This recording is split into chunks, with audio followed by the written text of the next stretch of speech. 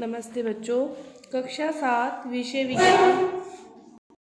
विषय विज्ञान और लेसन है चौथा ऊष्मा। ऊष्मा के बारे में अपने इस चैप्टर में जानेंगे कि ऊष्मा क्या होती है, ऊष्मा किस प्रकार अपना प्रवाह करती है, गर्म से ठंडे की ओर या ठंडे से गर्म की ओर, ऊष्मा का स्थानांतरण कैसे होता है, कौन कौन से इसके स्रोत हैं, इन सभी के बारे में अपने इसमें पढ़ेंगे। और भी बहुत सारी चीज़ों के बारे में अपने को इस चैप्टर में ज्ञान होगा।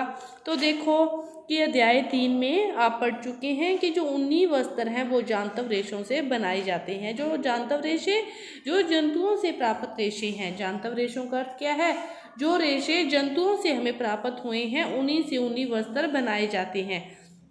आप यह भी जानते हैं कि जो सूती वस्त्र हैं वो पादप रेशों से, जो पादपों से रेशे प्राप्त होते हैं उनसे क्या बनाए जाते हैं? सूती वस्त्र बनाए जाते हैं। तो हम शीतकाल में कौन से वस्त्र पहनते हैं? ऊनी वस्त्र या सूती वस्त्र? ऊनी वस्त्र, जो हमें गर्म रखते हैं। और जब मौसम गर्म होता है तब फिर हम क्या करते हैं? सूती वस्त्र पहनना पसंद करते हैं, जो हमें ठंड का अनुभव करवाते हैं। कि सर्दियों में हम क्या करते हैं? गर्म कपड़े पहनते हैं। तो गर्म कपड़े कौन से होते हैं? ऊनी। और गर्मियों में हम क्या करते हैं? तो गर्मियों में हम ऐसे कपड़े पहनना पसंद करते हैं जो हमें ठंडक प्रदान करें। तो ऐसे कपड़े कौन से हैं? सूती वस्त्र होते हैं। तो आप यह जानने के लिए अवश्य ही उत्सुक होंगे कि किसी विशेष ऋतु के लिए विशेष प्रकार के वस्त्र ही क्यों उपयुक्त हैं। क्योंकि जो भी ऋतु आती है, जो भी मौसम आता है, उसी के अनुसार हमें उन कपड़ों की आवश्यकता होती है। गर्मियों में हमें सूती कपड़ों की, सर्दियों में हमें ऊनी कपड़ों की, जो हमें गर्मी प्रदान करें। शीतकाल में आप घर के अंदर ठंड का अनुभव करते हैं और यदि धूप में आ जाएं तो गर्मी का अनुभव होता है। ग्रीष्म काल में हम घर के अंदर भी गर्मी का अनुभव करते हैं। हम यह कैसे जान पाते हैं कि कोई वस्तु गर्म है या ठंडी है? तो हम उसको स्पर्श करके ज्ञात करते हैं, या उसको देखकर हमें पता चलता है, या फिर अपने उसका टेम्परेचर चेक करते हैं। तो उससे हमें पता चलता है कि कोई वस्तु गर्म है या ठंडी है। तो देखते हैं इसके लिए। देखो, गर्म व ठंडा 4.1 है और इसके लिए क्रियाकलाप भी दे रखा है। इससे पहले एक सारणी देखो, सारणी दे रखी है कि कौन सी वस्तुएं गर्म है और कौन सी ठंडी है। तो आइसक्रीम कैसी होती है? ठंडी। चाय के प्याले में जो चाय रखी हुई है, तो चाय बनी हुई चाय है, तो वो एकदम से क्या होगी? एक बार गर्म होगी, धीरे धीरे वो क्या हो जाएगी? अपनी ऊष्मा वायुमंडल में छोड़ देगी और फिर वो ठंडी हो जाएगी। फलों का रस ठंडा होगा। तलने के लिए उपयुक्त किसी बर्तन की हथी, तलने के लिए उपयुक्त, तो ये कैसी होगी? गर्म होगी। तो कुछ वस्तुएं अपने को देखने से, कुछ किसी को स्पर्श करने से, या फिर किसी का टेम्परेचर याद करने से पता चल जाता है कि कुछ वस्तुएं गर्म है और कुछ ठंडी है। इसके लिए क्रियाकलाप दे रखा है 4.1। क्रियाकलाप दे रखा है 4.1। इसमें ये क्या कह रहा है कि आप 3 प्रकार के बर्तन लो, बर्तन A, B, C। ए में क्या करो? ठंडा पानी। बी में गर्म पानी। और सी में क्या करो? ना ठंडा पानी हो ना गर्म पानी हो, मीडियम टाइप का पानी उसमें आप रख दो। एक हाथ क्या कह रहा है खुद का? आप इस बर्तन ए में ठंडे पानी वाले में डालो। एक दूसरा जो हाथ है वो क्या करो? आप गर्म पानी वाले में डाल लो। कुछ टाइम के लिए हाथों को उनमें रखने के बाद आप क्या करोगे? उन हाथों को, दोनों को इकट्ठे ही आप क्या करो? तीसरे बर्तन में डालो। तो तीसरे बर्तन का पानी अपने को पता है ना गर्म है ना ठंडा है, लेकिन फिर भी जो हाथ ठंडे पानी से आया, बिल्कुल बर्फ जैसे ठंडे पानी से आया है, उस हाथ को वो पानी क्या लगेगा? थोड़ा सा गर्म लगेगा। उसको क्या लगेगा? गर्म लगेगा।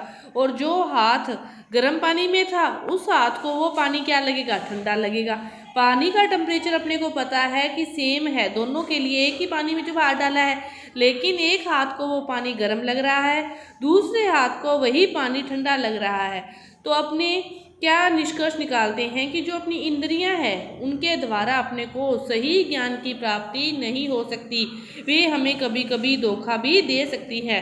हम अपनी स्पर्श इंद्रियों पर विश्वास नहीं कर पाते, कि हम अपनी स्पर्श इंद्रियों पर विश्वास नहीं करते, यह हमें कभी भी धोखा दे सकती है।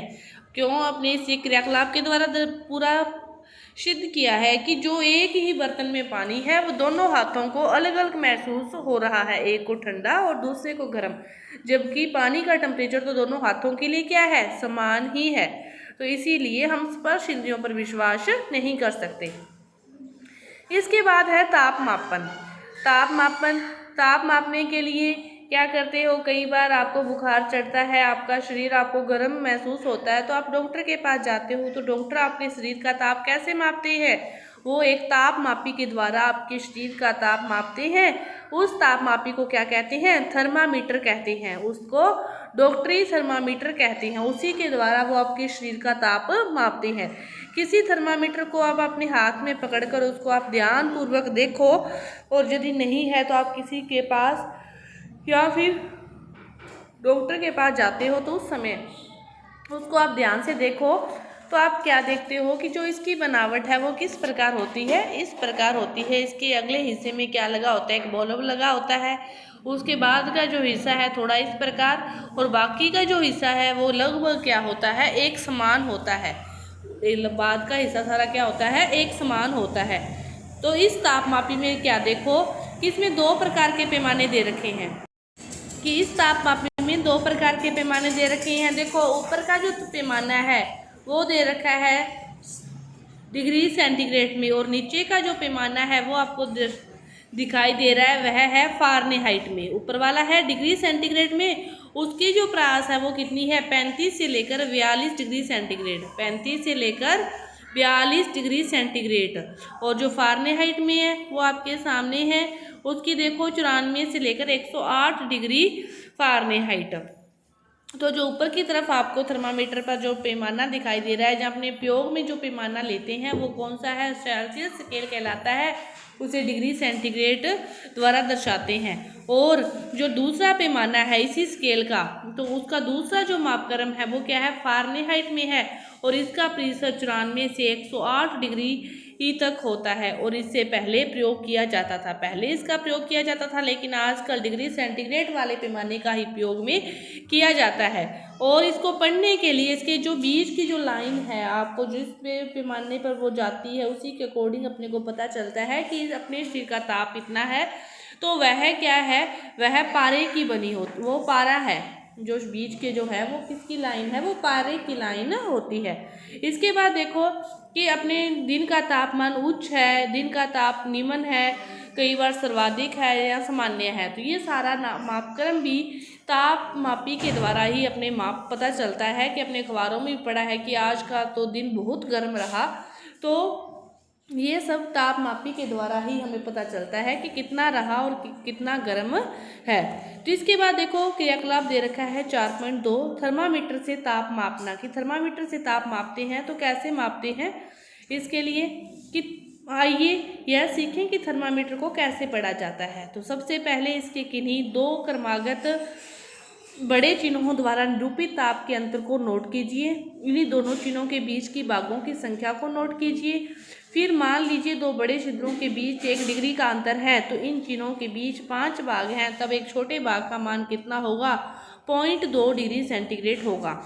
उपयोग करने से पहले थर्मामीटर को अच्छे तरह से धो लेना चाहिए। धोने के लिए किसी प्रतिरोधी या रोगाणुरोधक घोल का उपयोग करना चाहिए, और अपने हाथ में कस कर पकड़कर इसे काफ़ी झटके देने चाहिए, ताकि जो पारे है वो अपने स्टार्टिंग पॉइंट पर आ जाए, वो 35 डिग्री से भी नीचे आ जाए। पहले ही यदि वो ऊपर है तो सही ताप है वो माप नहीं सकेंगे, तो उसको 2-3 झटके देने आवश्यक हैं, जिससे पारे का लेवल है वो वापिस अपनी पुणे जगह वापसी स्टार्टिंग पॉइंट पर आ जाए। और ताप को सदैव इसके मात्रक डिग्री सेंटीग्रेड के साथ ही व्यक्त करना चाहिए। मानव शरीर का जो सामान्य ताप है वो होता है 37 डिग्री सेंटीग्रेड। स्वस्थ जो मानव है उसके शरीर का तापमान होता है 37 डिग्री सेंटीग्रेड। और ध्यान दीजिए कि ताप को इसके मात्रक के साथ ही व्यक्त किया जाता है। डिग्री सेंटीग्रेड के बिना अपने को पता नहीं चलेगा कि 37 क्या है। यदि लिखा हुआ है 37 तो अपने को पता नहीं चलेगा कि 37 क्या है, एक संख्या है या क्या दर्शा रखा है। और यदि 37 के साथ डिग्री सेंटीग्रेड लगा देंगे तो अपने आप पता चल जाता है कि यह ताप है, यह ताप है। इसके बाद क्रियाकलाप दे रखा है 4.3 कि आप सभी के शरीर का जो ताप है वो नोट कर सकते हो। इसके बाद डॉक्टरी थर्मामीटर को उपयोग करने से पहले कुछ सावधानियां हैं, वो सावधानियों को भी ध्यान में रखना चाहिए कि उसको उपयोग करने से पहले सबसे पहले एंटीसेप्टिक घोल से धोना चाहिए। धोने के बाद उसको एक हाथ में सिरे से पकड़कर 2-3 बार झटके देने चाहिए। और उसके बाद सुनिश्चित करना चाहिए कि जो पारे का लेवल है वो 35 डिग्री सेंटीग्रेड से नीचे आ गया या नहीं आया, तो वापस से उसको झटके दे सकते हो। इसके बाद थर्मामीटर को पढ़ते समय जो पारे का तल है वो अपनी आँखों के बिल्कुल सामने से पढ़ना चाहिए। यदि थोड़ा तिरछे से पढ़ते हैं तो अपने उसको सही रूप से नहीं पढ़ पाते। और थर्मामीटर का सावधानी पूर्वक उपयोग करना चाहिए। किसी कठोर वस्तु से यदि वह टकराएगा तो वह क्या हो जाएगा, टूट जाएगा। और थर्मामीटर का उपयोग करते समय इसे बल्ब वाली साइड से नहीं पकड़ना चाहिए, दूसरी साइड से हाथ में पकड़ना चाहिए। ये कुछ सावधानियां हैं। ये 4.2 का क्रियाकलाप था कि आप अपनी कक्षा के बच्चों के नाम लिख के उनके शरीर के ताप क्या थे उसको लिख सकते हो। और स्वस्थ जो मानव है उसके शरीर का तापमान कितना होता है, 37 डिग्री सेंटीग्रेड होता है। चेतावनी दे रखी है कि डॉक्टरी थर्मामीटर का उपयोग मानव शरीर का ताप मापने को छोड़कर किसी अन्य वस्तु का ताप मापने के लिए कभी भी नहीं करना चाहिए। और थर्मामीटर को धूप या आग के पास नहीं रखना चाहिए, क्योंकि इसके अंदर पारा होता है और गर्म होने पर उसका प्रसार हो जाता है और वह टूट सकता है। डॉक्टरी थर्मामीटर को केवल मानव शरीर का ताप मापने के लिए ही डिजाइन किया गया है, केवल इसी उद्देश्य से इसको बनाया गया है। और मानव शरीर का सामान्य तापमान 35 डिग्री से कम और 42 डिग्री सेंटीग्रेड से अधिक नहीं होता। यही कारण है कि इस थर्मामीटर का जो परिसर है वो 35 डिग्री सेंटीग्रेड से 42 डिग्री सेंटीग्रेड होता है। इसके बाद आती है प्रयोगशाला तापमापी। डॉक्टरी जो थर्मामीटर है उसका प्रयोग तो हम केवल मानव शरीर का तापमान मापने के लिए ही उपयोग कर सकते हैं, तो उसी को देखते हुए अन्य उद्देश्यों के लिए, प्रयोगशाला के अन्य कामों के लिए एक अन्य प्रयोगशाला तापमापी बनाई गई है। और उसका परिसर क्या है, 10 डिग्री सेंटीग्रेड से 110 डिग्री सेंटीग्रेड। जो थर्मामीटर डॉक्टरी थर्मामीटर है उसका परिसर 35 से 42 है और प्रयोगशाला तापमापी का परिसर क्या है, 10 से 110 डिग्री सेंटीग्रेड होता है। उसी प्रकार तापमापी के किसी भी सबसे छोटे भाग द्वारा दर्शाए जाने वाले ताप का मान अपने ज्ञात कर सकते हैं। तो विभिन्न प्रयोजनों के लिए इसको बनाया गया है। मौसम की रिपोर्ट के लिए, अधिकतम न्यूनतम तापों की रिपोर्ट की जानकारी देने के लिए अधिकतम न्यूनतम तापमापी का उपयोग किया जाता है कि जो 20 दिन का तापमान अधिकतम इतना है, न्यूनतम इतना है, आपने ये पढ़ा होगा। तो इसके लिए अधिकतम न्यूनतम तापमापी का प्रयोग किया जाता है। ये क्या है, प्रयोगशाला तापमापी है। इसका परिसर क्या है, 10 से 110 तक है। प्रयोगशाला तापमापी पर एक क्रियाकलाप दे रखा है।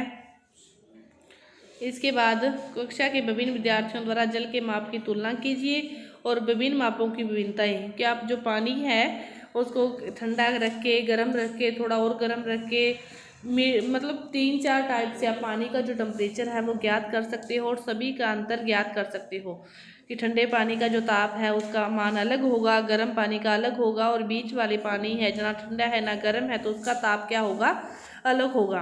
और तापमापी को जल में डुबोकर और इसको जो रखना चाहिए वो इसको बर्तन की दीवारों से स्पर्श ना करे, बिल्कुल बीच में सीधा इसको रखा होना चाहिए, तब इसका पाठ्यांक नोट कर सकते हैं। प्रयोगशाला तापमापी का उपयोग करते समय डॉक्टरी थर्मामीटर का पाठ्यांक लेते समय जो सावधानियां है कि तापमापी को ऊर्ध्वाधर रखना है। जैसे ये बर्तन है, इसके साथ आप प्रयोगशाला तापमापी रखो, ऐसे तिरछी नहीं रखोगे, इसको बिल्कुल खड़ा सीधा रखना चाहिए। तापमापी का बल्ब है, जो जैसे तापमापी है आपने रखी है यहाँ पे, तो इसका जो नीचे वाला भाग है बल्ब है वो उसके चारों तरफ वह पदार्थ होना चाहिए जिसका आप ताप माप रहे हो। यदि वह आप बिल्कुल ऊपर से है और उसके चारों तरफ वह पदार्थ है ही नहीं तो आप उसका ताप सही प्रकार से नोट नहीं कर सकते। बिल्कुल ऊर्ध्वाधर होना चाहिए और उसके चारों तरफ वह पदार्थ होना चाहिए उसके बल्ब के जिसका आपको ताप मापना है। इसके बाद जो अगला भाग है वो अपने अगली वीडियो में करेंगे। धन्यवाद।